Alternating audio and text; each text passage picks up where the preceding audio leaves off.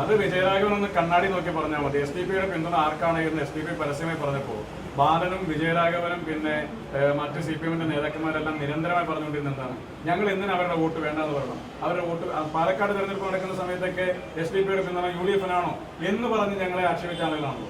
ഞങ്ങൾ പിന്തുണ ആവശ്യപ്പെട്ടിട്ടില്ല, ഞങ്ങൾ പിന്തുണ വേണ്ട എന്ന് പറഞ്ഞ ആളുകളാണ്. പക്ഷെ അവര് റിസൾട്ട് വന്ന സമയത്ത് അവിടെ എസ് ഡി പി ഒരു പ്രകടനം നടത്തി.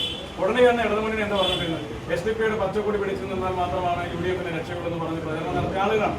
ആ ആളുകളാണ് ഈ തെരഞ്ഞെടുപ്പ് ഒരു മടിയുമില്ലാതെ കഴിഞ്ഞ ദിവസങ്ങളിൽ പറഞ്ഞതെല്ലാം തന്നെ അങ്ങ് വിഴുങ്ങി ആളുകളെല്ലാം മറന്നു എന്ന രീതിയിലൊക്കെ ഒരു പ്രചരണം നടത്തിയപ്പോൾ എസ് ഡി പിയുടെ വോട്ട് വേണ്ട എന്ന് പറയുന്ന രാഷ്ട്രീയ സാഹചര്യം എന്താണ് എന്ന് തിരിച്ചു വെച്ചുകൊണ്ടിരുന്നത്. എന്നിട്ട് അവരാണ് ഇപ്പോൾ ഞങ്ങളുടെ വർഗീയതയുടെ ഭാഗമായിട്ട് വിജയിച്ച സീറ്റാണെന്ന് പറയുന്നത്. അങ്ങനെയാണെങ്കിൽ നിങ്ങൾ ഓരോ സ്ഥലങ്ങൾ എടുത്ത് പരിശോധിച്ചു, റിസൾട്ട് വന്ന സ്ഥലങ്ങൾ നോക്കൂ. ന്യൂനപക്ഷം എന്ന് മാത്രമല്ലല്ലോ, എല്ലാ വിഭാഗം ജനങ്ങളും ന്യൂനപക്ഷം എന്ന ഭൂരിപക്ഷം എന്ന വ്യത്യാസമില്ലാതെ സകലമാന പൗരന്മാരും കേരളത്തിലെ വോട്ടവകാശമുള്ള പൗരന്മാർ യു ഡി എഫിനോടൊപ്പം നിൽക്കാൻ തീരുമാനിച്ച ഒരു തെരഞ്ഞെടുപ്പ് റിസൾട്ടാണ്. അതിന് വർഗീയതയുടെ ചാപ്പ കുത്താൻ ശ്രമിക്കുന്നത് എല്ലാ കാലഘട്ടത്തിലും തെരഞ്ഞെടുപ്പ് പരാജയപ്പെടുമ്പോൾ സി പി എം കണ്ടെത്തുന്നത് ക്യാപ്സ്യൂളാണ്. അതൊന്നും ഇനി കേരളത്തിൽ ഓടാൻ വേണ്ടി പോകുന്നില്ല എന്നാണ് മനസ്സിലായത്.